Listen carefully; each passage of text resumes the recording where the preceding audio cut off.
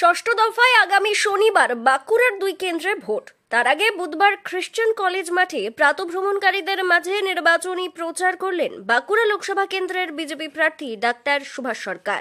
তাদের সঙ্গে বিভিন্ন বিষয়ে আলোচনার পাশাপাশি তাকে ভোট দেওয়ার আবেদনও জানালেন তিনি।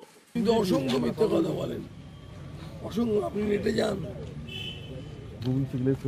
খাদ্য সাথী বলে আমি একটা খাদ্য সাথী বলে দিলাম, হবে না দিদি? নমস্কার।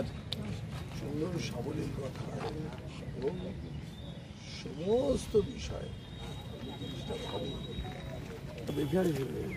হ্যাঁ, আমাদের জানে, এখানে সব মাঠে সবাই জানে যে আপনি বাঁকুড়ার একটা টেকার হাট বানাচ্ছেন, বাঁকুড়া জেলার প্রথম টেকার হাট শুশুনিয়াতে। আর এই সঙ্গে সঙ্গে পরে সাংবাদিকদের মুখোমুখি হয়ে ডাক্তার সরকার বলেন, গ্রাম শহর সর্বত্র প্রচারে বিপুল সাড়া পেয়েছে। তবে এবারের লড়াইটা অনেক সহজ। গতবার হেভিওয়েট প্রার্থী সুব্রত মুখার্জিকে হারিয়ে জয় ছিনিয়ে এনেছিলেন। এবার সেই পরিস্থিতি নেই, তাই জয়ের ব্যবধান বাড়বে বলেই তিনি দাবি করেন। সমস্ত স্তরের মানুষের সঙ্গে যোগাযোগ করা উচিত। তাই আজকে অন্তিম প্রচারের আগের দিন মাঠে যারা প্রাতঃভ্রমণকারী তাদের মধ্যে কথা বলতে এসেছি এবং সেখানেও দেখলাম একই রকম ভাবে সারা।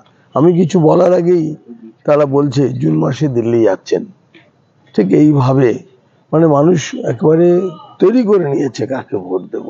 তবু স্বাভাবিকভাবেই আমার দেখা করা উচিত, আমার কথা বলা উচিত।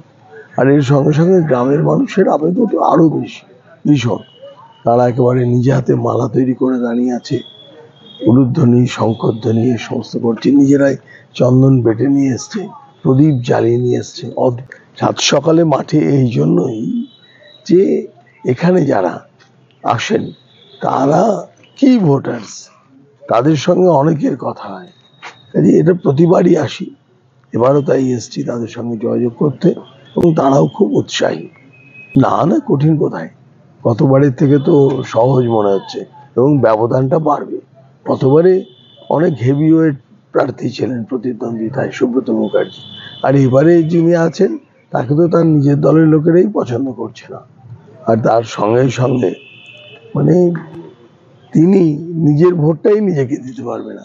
এর থেকে আর দুঃখের কিছু আছে? আমি জানি না কেন উনি এই ব্যবস্থাটা করেননি। যে যাকে সুপ্রিম কোর্টে রক্ষা কবচ নিয়ে ঘুরতে হচ্ছে, যে কোনো দিন জেলের ভাত খাওয়ার জন্য হাতছানি আসতে পারে, তার এ সমস্ত কথার কোনো গুরুত্ব আছে? ব্যুরো রিপোর্ট, দক্ষিণ বাঁকুড়া দর্পণ, বাঁকুড়া।